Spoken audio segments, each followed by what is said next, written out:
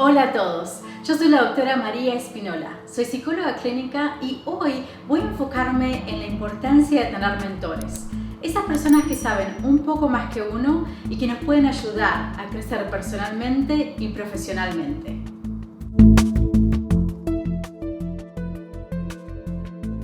Los mentores pueden jugar un papel muy importante en ayudar a aumentar el bienestar y el éxito académico de los niños y jóvenes, especialmente los niños y jóvenes latinos y afroamericanos. Para discutir este tema, me reuní con la doctora LaTrice Montgomery, que es una psicóloga que tiene como enfoque profesional la investigación. Ella ha tenido una carrera muy exitosa. Ella obtuvo su doctorado en la Universidad de Cincinnati, completó parte de su formación en la División de Abuso de Sustancias en la Escuela de Medicina de la Universidad de Yale, una de las mejores universidades del país, y recientemente recibió uno de los premios para investigadores más competitivos que alguien puede recibir, que es el Premio de Desarrollo Profesional K23. Ahora, mucho antes de convertirse en una investigadora exitosa, la doctora Montgomery tuvo algunas dificultades en la escuela y por eso necesitó la ayuda de diferentes mentores. Hoy la doctora Montgomery nos va a contar un poco más sobre su historia inspiradora. So, why do you choose psychology out of so many other careers? Great question. So when I was growing up, my parents did foster care, and throughout that process, I had an opportunity to meet a lot of great kids, but also saw interactions with social workers and public health specialists and psychologists. And so I was always intrigued by that process and the way that they interacted with children and just wanting to learn more about their lives and putting things in place to help them overcome any challenges that they may have had. But I also was fascinated by just the resilience and the people going through so many different types of things and being able to excel and graduate and just be happy and be productive in their lives. And so I was always excited to learn more about that process and understand more about behaviors. And so through that, I knew that I wanted to do something related to kind of understanding people and understanding those processes. I didn't really know exactly what that looked like, so I couldn't have told you back then that I wanted to do psychology, but I knew that I wanted to somehow be in that space. And so as I got older and learned a little bit more about the different options, I felt like psychology was a good fit for me. So that's kind of how I got here today. Wonderful. And then along the way, what kind of challenges do you face? Yes, many challenges. And so actually I went to elementary school at College Hill, and it was a great school. And then I went to Walnut Hills in 7th and 8th grade. But the transition from elementary school to Walnut Hills was very difficult for me because I think the way that I studied and the way that I approached learning was different. And so it was a culture shock to have to be up all day and night, doing homework and having to ask questions of people. And, because I'm an introvert by nature, so I'm very quiet, and it's very hard for me to open up and ask questions and ask for help. So when I got into a space where I needed to do that, I struggled a bit. And so 7th and 8th grade was very difficult for me at Walnut. It's so difficult that my grades slipped, and I ended up getting kicked out of Walnut Hills in 8th grade. So that was just a complete shock to me, and actually because I knew that I wasn't doing well, but I didn't know that I was at the point where they're like, yeah, don't come back next year. Like, oh, okay. So that was a hard blow for me. And so I ended up going to Aiken, Swoop, Falcons out there. I loved Aiken, but I was disappointed in myself because I knew that I started at Walnut, and that's where I wanted to finish. And so while I was at Aiken, I decided to just get my act together, get back on track, and was able to get my grades back up to a point to where I was able to be admitted back into Walnut in 11th grade and then eventually graduate from there.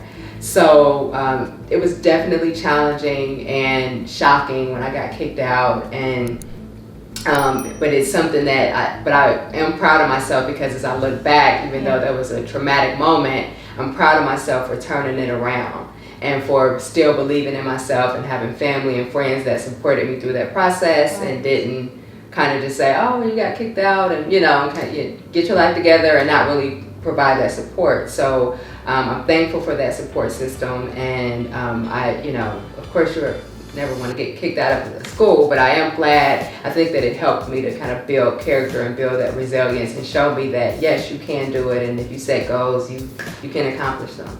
Wow, very impressive. So what kind of messages these people who supported you gave you? Good question. So one, I would start with my parents, who are extremely supportive. Even to this day, I still call them like, hey, Mom, Dad, I'm like going through this, I need your help. But first, the first thing that they always do is just check in with me and what I want to do. So they've never been the type of parents to push their agenda on me or, their plans for me. They always let me explore and be who I am and figure out, career-wise, personally-wise, like just whatever I wanted to do, they were there. So I found that to be really helpful. So instead of kind of being discouraging, they were like, yes, this is a difficult moment, but you have to kind of go in and go harder now. You know what your struggles are. So my mom in particular, she's she's an extrovert, so she's very outgoing. And so her and my dad both talked with me about the importance of talking to people and networking and not being afraid to ask questions and not being afraid to say, I don't know this. Because I think for a while, just the fear, really got to me of just this idea of like, if I ask these questions, how will people look at me? Or am I supposed to know the answers to these things? Or people are probably going to think I'm stupid if I ask these questions.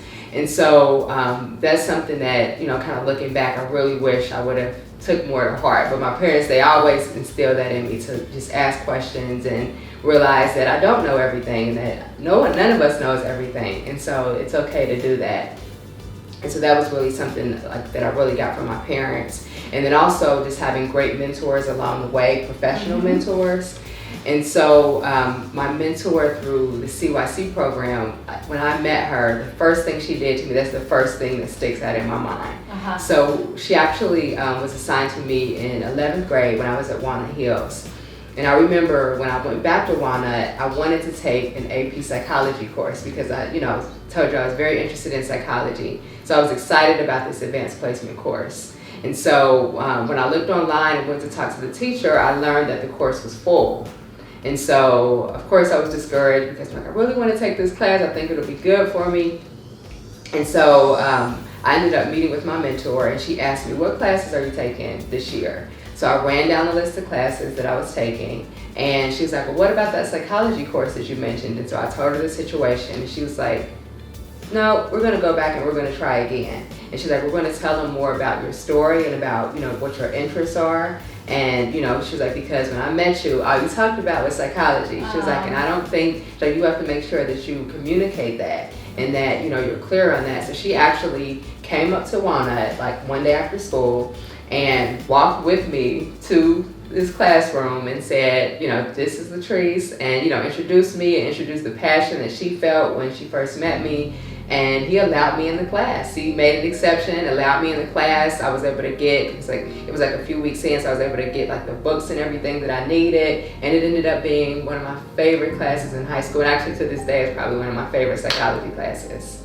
And so it was like, I would have missed out on that opportunity had not my mentor said, nope, let's try that again and don't give up so easily on that process.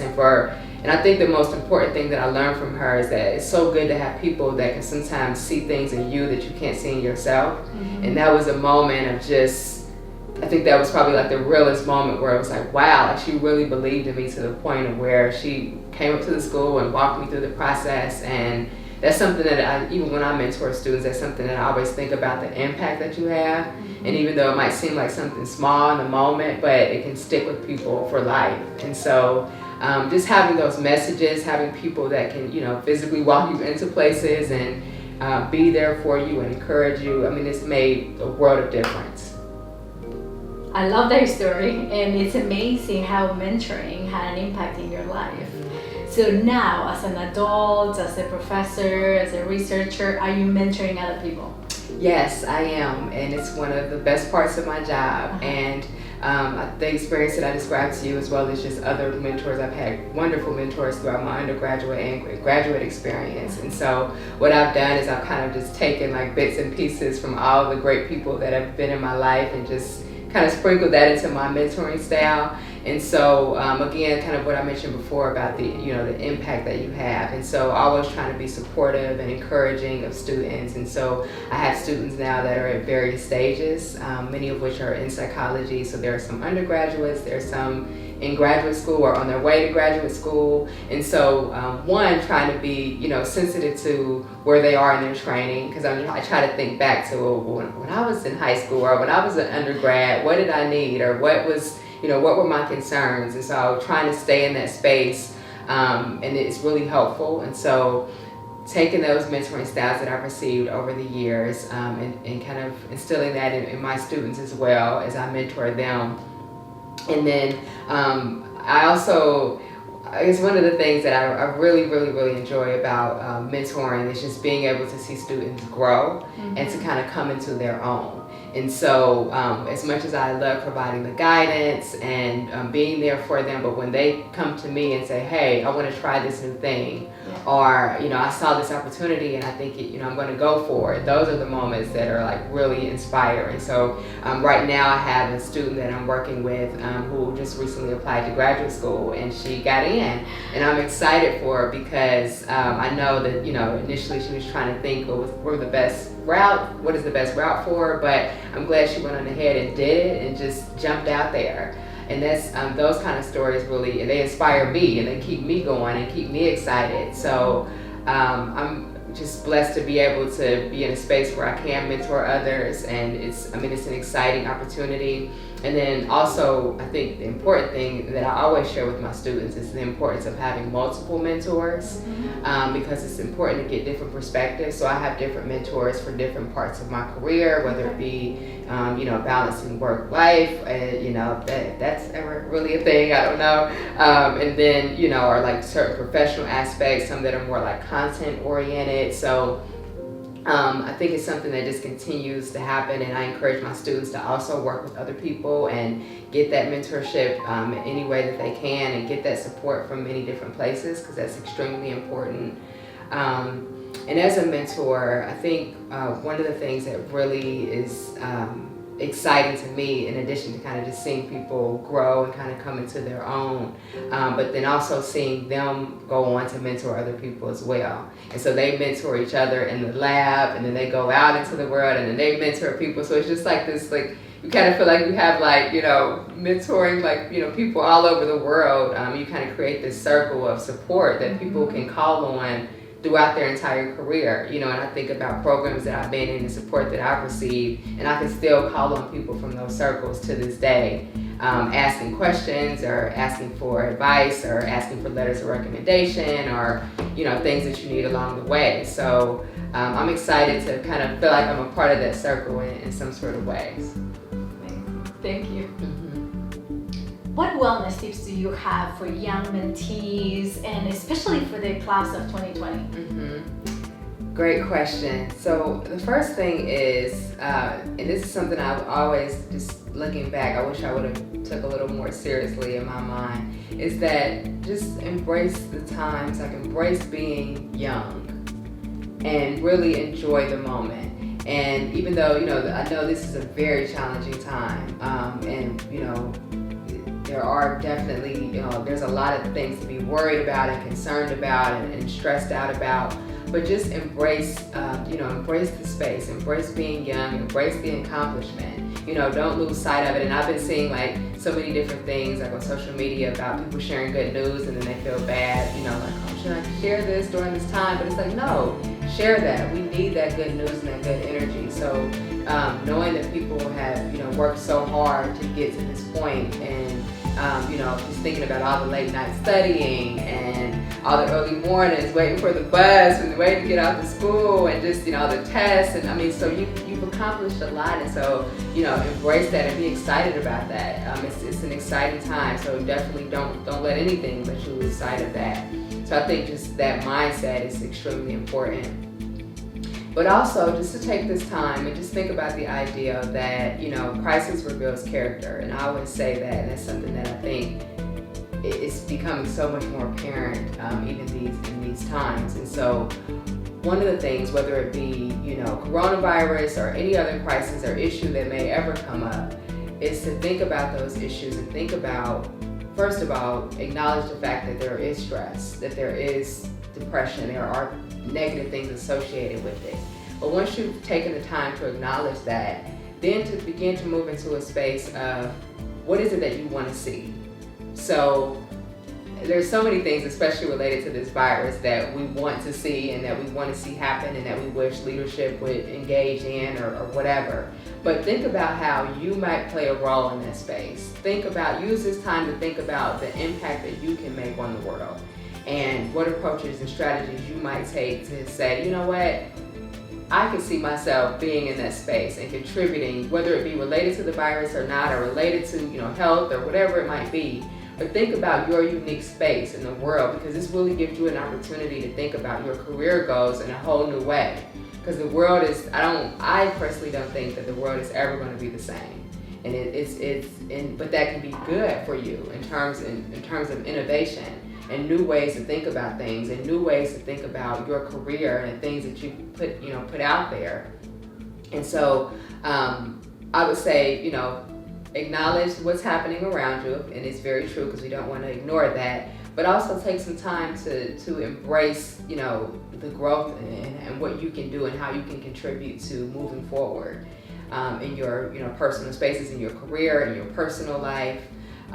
In addition to, I think another just wellness tip for us all, whether we're young mentees or just in general, I think is also to kind of check yourself in terms of what you're consuming. So don't get too wrapped up into coronavirus coverage. And I'm saying this, and I'm saying it to myself as I say it, so it's not just like, 'cause I know some days I'll watch the news and I'll be sucked in for the whole day, and then I'm like, nothing's ever going to change, and I'm never going to go back to work, and things are never going to be the same. And then I walk away just so discouraged. But I notice that when I, tune out for a little bit and kind of tune into, my goals and the future and things that I can look forward to, my mindset changes a bit. And so at least gives me that, opportunity to kind of have some positive thinking and thinking forward into the future. So I would say, embrace the moment.